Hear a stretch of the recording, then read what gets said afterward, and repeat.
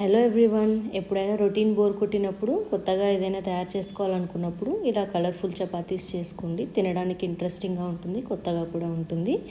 దీనికోసం బౌల్ తీసుకొని 2 glasses of గోధుమ పిండి, అందులోకి మనం కలర్స్ యాడ్ చేసుకోవాలి. ఇక్కడైతే నేను గ్రీన్, రెడ్ అండ్ వైట్ తీసుకున్నాను. గ్రీన్ కోసం మన దగ్గర ఏదైనా గ్రీన్ అవైలబుల్ ఉంటే లైక్ కొత్తిమీర కానీ, మెంతి కూర కానీ, పాలకూర కానీ ఏదైనా అవైలబుల్ ఉన్నది కొంచెం గ్రైండ్ చేసుకొని మిక్సీలో వాటర్ వేసేసుకొని మెత్తగా పేస్ట్ లాగా అయిన తర్వాత గోధుమ పిండి డోలోకి యాడ్ చేసేసుకోవాలి. కొంచెం కొంచెంగా వాటర్ కలుపుకొని మెత్తగా దాన్ని పిండి మొత్తం గ్రీన్లోకి కలిసిపోయేలాగా డో లాగా చేసేసుకోవాలి. ఈ డోని ఒక 5 minutes పక్కన పెట్టేసుకోండి, కవర్ చేసేసుకొని.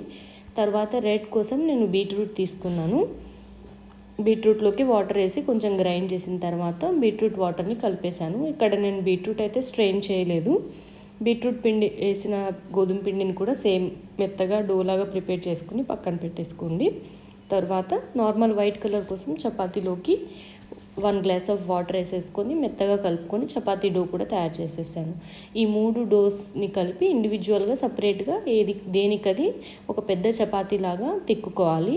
చపాతీ తిక్కుకునేటప్పుడు మనం మరీ తిన్నుగా తిక్కుకొని అవసరం లేదు. ఎక్కడి వరకు విరిగిపోకుండా వస్తుందో అక్కడి వరకు తిక్కుకోవాలి.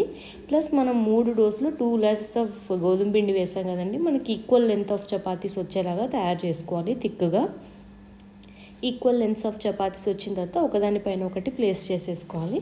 మనకి ఏ కలర్ ఎక్కువ కావాలనుకుంటామో ఆ కలర్ అవుట్ సైడ్ పెట్టుకోవాలి. కొంచెం తక్కువ కావాలనుకున్న కలర్ మిడిల్ అండ్ ఇన్సైడ్ పెట్టుకోవాలి. ఇక్కడ వైట్ కలర్ అవుట్ సైడ్ పెట్టాను కదా, వైట్ కలర్ కొంచెం ప్రామినెంట్గా కనిపిస్తుంది చపాతీలో.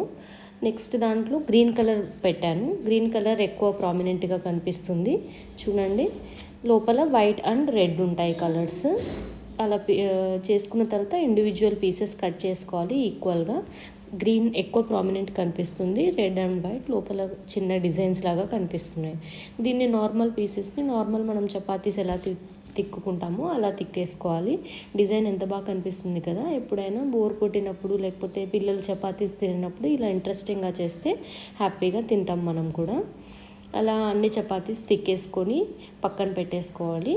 సైమల్టేనియస్గా కాల్చుకోవచ్చు కూడా.